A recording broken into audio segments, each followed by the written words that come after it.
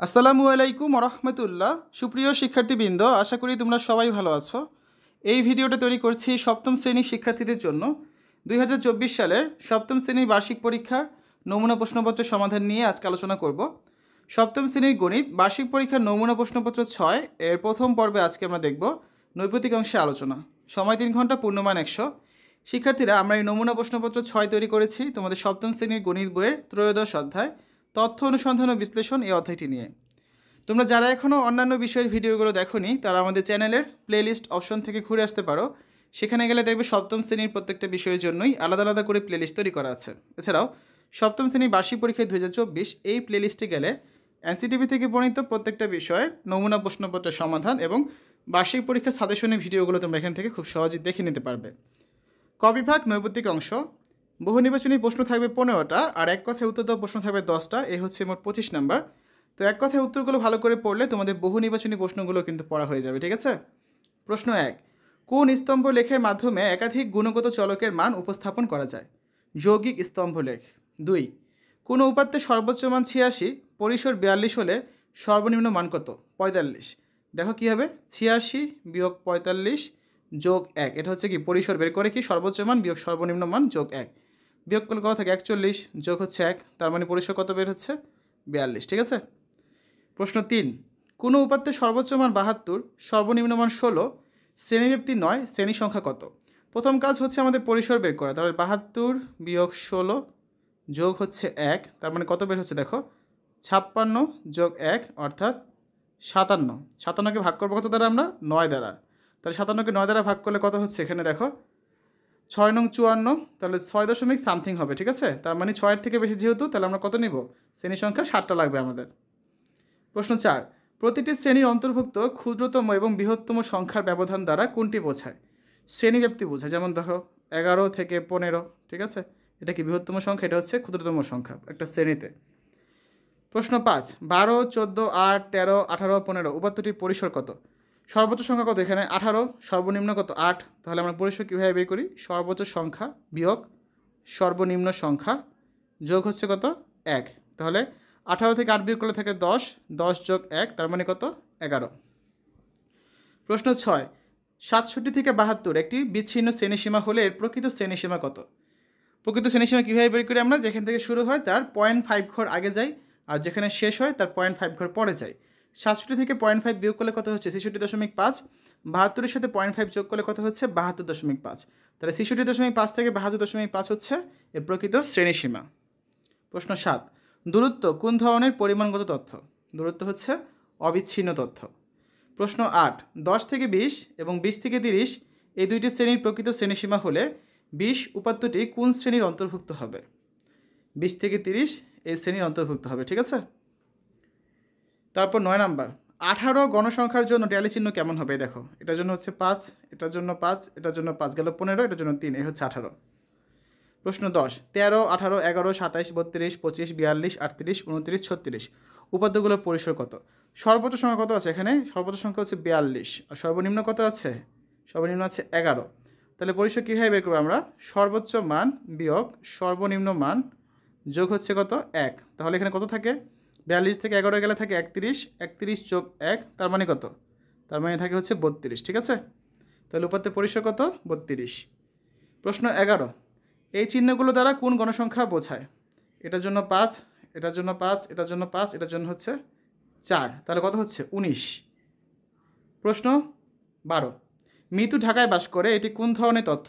এটি হচ্ছে একটা গুণবাচক তথ্য।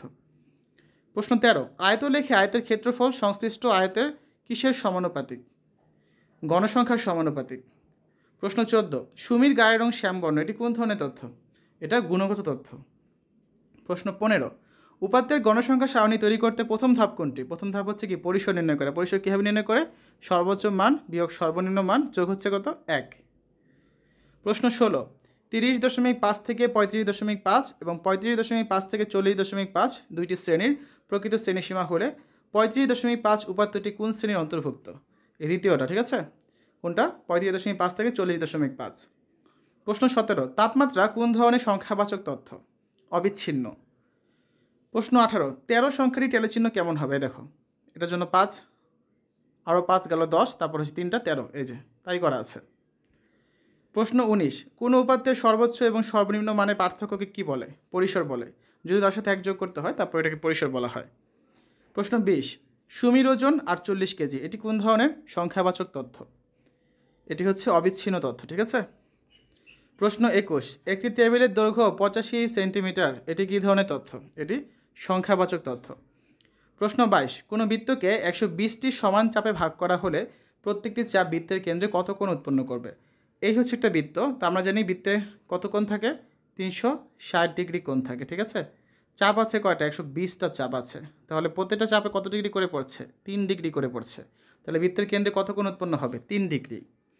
প্রশ্ন 23, 5 জন শিক্ষার্থীর গণিত পরীক্ষা প্রাপ্ত নম্বর গ্রেড A+, A+, A-A, এগুলো কীরূপ উপাত্ত? এগুলো সবই হচ্ছে কি গুণগত উপাত্ত। প্রশ্ন 24, যে কোনো গণসংখ্যা নিবেশন সারণী তৈরিতে অনুসন্ধানলব্ধ উপাত্তের পরিসর নির্ণয়ের পর কি নির্ধারণ করা প্রয়োজন হয়? শ্রেণীব্যাপ্তি নির্ধারণ করা প্রয়োজন হয়। ধরো আমরা একটা উপাত্তের পরিসর বের করেছি, মনে করো সর্বনিম্ন সংখ্যা ছিল 10 আর সর্বোচ্চ ছিল 40, এভাবে করে আমরা উপাত্তের পরিসর বের করেছি 31। যদি আমরা 5 করে শ্রেণী ব্যবধান নেই তাহলে আমাদের ঘর লাগবে কটা? 6.2, মানে 7টা ঘর লাগবে। সেটা শুরু করবো কোত্থেকে? আমরা এই যে 10 থেকে শুরু করব। 10 থেকে 5 ঘর মানে কত? 10 থেকে 14, এভাবে করে আমরা শ্রেণীব্যাপ্তি নির্ণয় করবো, ঠিক আছে।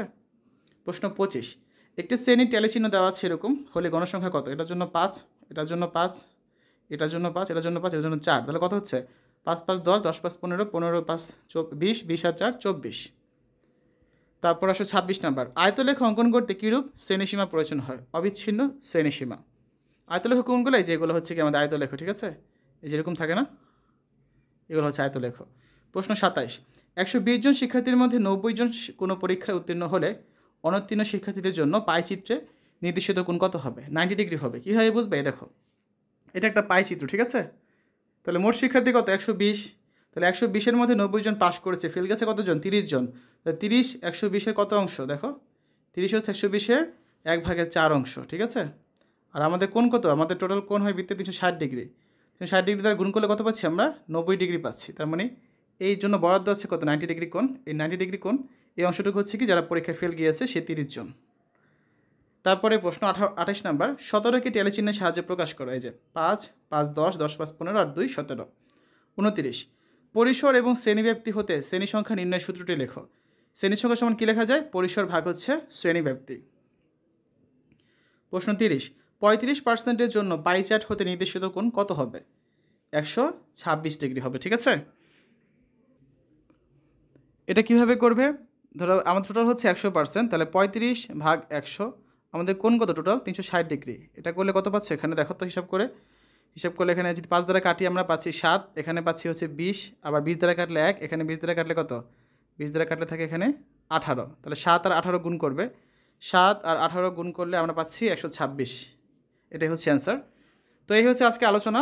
শিক্ষার্থীরা, আগামী ক্লাসে আমরা সংক্ষিপ্ত প্রশ্ন উত্তরগুলো নিয়ে আলোচনা করব। তো এতক্ষণ তোমরা দেখলে সপ্তম শ্রেণীর গণিত বার্ষিক পরীক্ষার নমুনা প্রশ্নপত্রের সমাধান। আশা করি ভিডিওটা তোমাদের কাছে ভালো লেগেছে। পরবর্তী ভিডিওগুলো দেখার আমন্ত্রণ জানিয়ে আজ এখানে বিদায় নিচ্ছি। আল্লাহ হাফেজ।